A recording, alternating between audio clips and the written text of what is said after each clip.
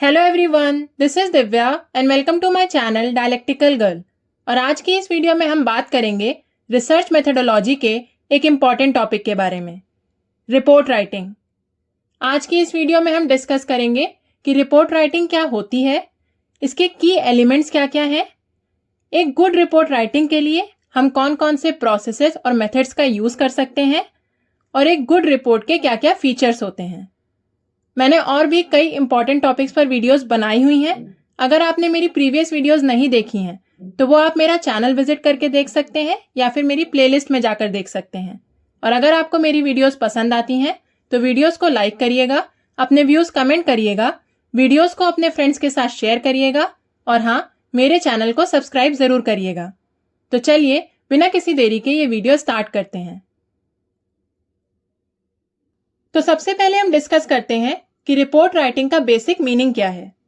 Report writing research का एक बहुत ही एसेंशियल और मेजर कंपोनेंट है, जिसके थ्रू हम रिसर्च की findings, analysis, methodologies, conclusions etcetera को एक स्ट्रक्चर्ड फॉर्मेट में प्रेजेंट करते हैं।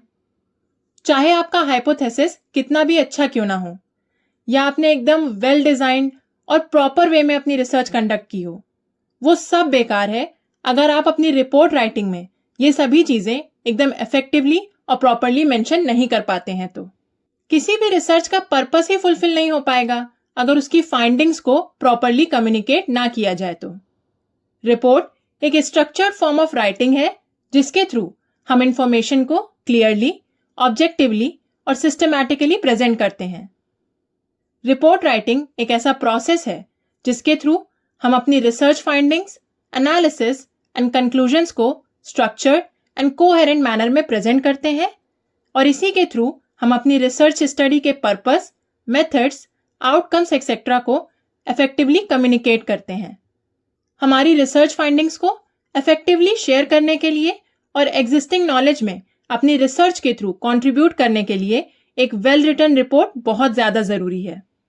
और एक वेल रिटन रिपोर्ट के कुछ की कैरेक्टरिस्टिक्स हैं, जैसे कि ये फैक्चुअल एंड ऑब्जेक्टिव होनी चाहिए, यानी कि case laws, statutes, constitutional provisions पर बेस्ड होनी चाहिए। पर्सनल ओपिनियंस काफ़ी हद तक अवॉइड किए जाने चाहिए। क्लियर एंड प्रिसाइज लैंग्वेज का यूज़ किया जाना चाहिए। एप्रोप्रिएट लीगल टर्मिनोलॉजी का यूज़ किया जाना चाहिए। जो आपकी रिपोर्ट है वो स्ट्रक्चर्ड फॉर्मेट में होनी चाहिए। जो टिपिकल लीगल रिसर्च रिपोर्ट का फॉर्मेट है वो बेसिकली इस तरीके से होता है। सबसे पहले आपकी जो रिसर्च है उसका टाइटल होना चाहिए, देन एब्स्ट्रैक्ट होना चाहिए, उसके बाद आप इंट्रोडक्शन लिखोगे, फिर रिसर्च क्वेश्चंस को मेंशन करोगे, रिसर्च ऑब्जेक्टिव मेंशन करोगे, देन मेथोडोलॉजी मेंशन करोगे, उसके बाद एनालिसिस जिसमें आप केस लॉस, प्रेसिडेंट एक्सेट्रा को मेंशन करोगे, देन अपनी जो रिसर्च है उसकी फाइंडिंग्स को मेंशन करोगे, डिस्कशंस लिखोगे, एंड इसके बाद conclusions and suggestions, and last में आप बिब्लियोग्राफी लिखोगे। तो ये है एक प्रॉपर स्ट्रक्चर्ड फॉर्मेट किसी भी लीगल रिसर्च का। अब हम इन्हीं में से कुछ की एलिमेंट्स को डिटेल में डिस्कस करेंगे। तो सबसे पहले इंट्रोडक्शन। अपनी रिपोर्ट में हम सबसे पहले इंट्रोडक्शन लिखते हैं। इसमें हम अपनी रिसर्च टॉपिक के बारे में इंफॉर्मेशन प्रोवाइड करते हैं और उसकी सिग्निफिकेंस, रिसर्च ऑब्जेक्टिव्स को मेंशन करते हैं, और साथ ही में रिसर्च क्वेश्चंस और हाइपोथेसिस को भी मेंशन करते हैं। देन नेक्स्ट हम लिटरेचर रिव्यू लिखते हैं। जो भी already existing researchers and relevant studies हैं उनको क्रिटिकली एग्जामिन करने के बाद उसे हम अपनी लिटरेचर रिव्यू में मेंशन करते हैं। इसकी मदद से हम एग्जिस्टिंग स्टडीज में जो गैप्स हैं उनको आइडेंटिफाई करते हैं, और अपनी रिसर्च के थ्रू हम उस गैप को कैसे फिल करेंगे या हम क्या कंट्रीब्यूट कर रहे हैं उस एग्जिस्टिंग रिसर्च में, ये भी हम मेंशन करते हैं। अब लिटरेचर रिव्यू के बाद हम मेथोडोलॉजी मेंशन करते हैं। अपनी रिसर्च स्टडी में हमने जो भी डेटा कलेक्शन मेथड्स यूज किए हैं वो हम इस सेक्शन में मेंशन करते हैं। डिफरेंट टाइप्स ऑफ मेथोडोलॉजीज होती हैं। फॉर एग्जांपल डॉक्ट्रिनल मेथोडोलॉजी, ये एक टाइप की लीगल रिसर्च होती है जिसमें हम existing laws, case laws and legal principles को स्टडी करते हैं। इसके लिए हम लाइब्रेरी और टेक्सचुअल सोर्सेज का यूज करते हैं, जैसे कि आर्टिकल्स, जर्नल्स एक्सेट्रा। या फिर एम्पेरिकल मेथड, ये ऐसी लीगल रिसर्च है जिसमें हम रियल वर्ल्ड डेटा कलेक्ट करते हैं थ्रू सर्वेज, इंटरव्यूज, क्वेश्चनएयर्स एक्सेट्रा। हमने डेटा कैसे कलेक्ट किया, क्या लीगल सोर्सेज, इंस्ट्रूमेंट्स या टेक्निक्स का यूज किया, ये सब हम इस सेक्शन में मेंशन करते हैं। ये सेक्शन क्लियर और रेप्लिकेबल होना चाहिए ताकि बाकी रिसर्चर्स भी इसे आसानी से समझ सकें। अब मेथोडोलॉजी के बाद हम डेटा एनालिसिस एंड फाइंडिंग्स को मेंशन करते हैं। रिसर्च प्रोसेस के दौरान जो भी डेटा कलेक्ट किया गया था उसको एनालाइज करने के बाद उसका एनालिसिस हम रिपोर्ट के इस सेक्शन में मेंशन करते हैं।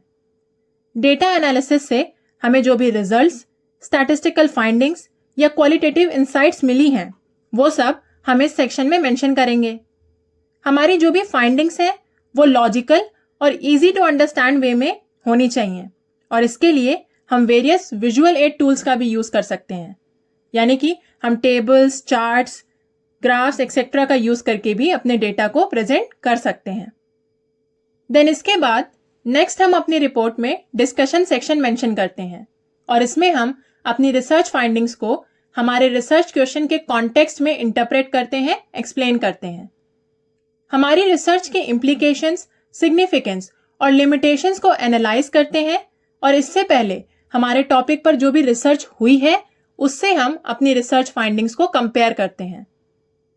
नेक्स्ट जो हमारा सेक्शन है वो है कंक्लूजन। इसमें हम अपनी रिसर्च स्टडी की मेन फाइंडिंग्स और उनके इम्प्लीकेशंस को समराइज करते हैं और एविडेंस के बेसिस पर हमारे रिसर्च क्वेश्चन को आंसर करते हैं। कंक्लूजन्स हमेशा कंसाइज और फोकस्ड होने चाहिए और रिसर्च फाइंडिंग्स पर ही बेस्ड होने चाहिए। जनरली हम कंक्लूजन में ही रिकमेंडेशंस मेंशन कर देते हैं। रिकमेंडेशंस को बेसिकली लीगल रिफॉर्म्स या पॉलिसी चेंजेस एक्सेट्रा सजेस्ट करने के लिए यूज किया जाता है। कोई भी इलॉजिकल रिकमेंडेशन मेंशन नहीं करनी चाहिए। आपको वही रिकमेंडेशन मेंशन करनी चाहिए जो कि एक्शनेबल हो, यानी जिस पर एक्शन लिया जा सके, जो एविडेंस बेस्ड हो और रिसर्च ऑब्जेक्टिव से रिलेटेड हो। अब हम बात करते हैं कि एक गुड रिपोर्ट राइटिंग के लिए हमें क्या क्या मेथड्स एंड प्रोसेसेस अडॉप्ट करने चाहिए। First, proper planning and organisation. अपनी रिपोर्ट में हमें रिसर्च के पर्पस, ऑब्जेक्टिव्स एंड स्कोप को क्लियरली डिफाइन करना चाहिए। टारगेट ऑडियंस आइडेंटिफाई करके हमें अपनी रिपोर्ट उनकी नीड्स के अकॉर्डिंग ही प्रिपेयर करनी चाहिए। एप्रोप्रिएट हेडिंग्स एंड सब हेडिंग्स का यूज करके एक लॉजिकल स्ट्रक्चर डेवलप करना चाहिए और इंफॉर्मेशन को सिस्टमैटिकली प्रेजेंट करने के लिए एक प्रॉपर आउटलाइन या फ्रेमवर्क बना लेना चाहिए। सेकेंड मेथड है gathering and analysing data. Appropriate research methods का यूज करके रेलेवेंट और रिलायबल डेटा कलेक्ट करना चाहिए। उसके बाद सूटेबल एनालिटिकल टेक्निक्स का यूज करके उस डेटा को ऑर्गेनाइज एंड एनालाइज करना चाहिए।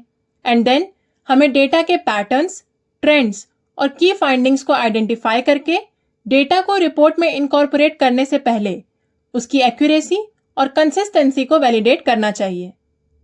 Third, clarity and conciseness. Report लिखते टाइम अपने आइडियाज और इंफॉर्मेशन को कन्वे करने के लिए क्लियर एंड कंसाइज लैंग्वेज का यूज करना चाहिए। Unnecessary complex and technical terminology avoid करनी चाहिए। इंफॉर्मेशन को लॉजिकल एंड कोहेरेंट मैनर में प्रेजेंट करना चाहिए और अगर कोई कॉम्प्लेक्स कॉन्सेप्ट है तो उसे इजी टू अंडरस्टैंड वे में ब्रेक डाउन करके मेंशन करना चाहिए। Fourth, visual presentation. अपनी रिपोर्ट को इजी टू अंडरस्टैंड बनाने के लिए हम विजुअल एड्स का भी यूज कर सकते हैं। For example tables, charts, graphs, diagrams etcetera.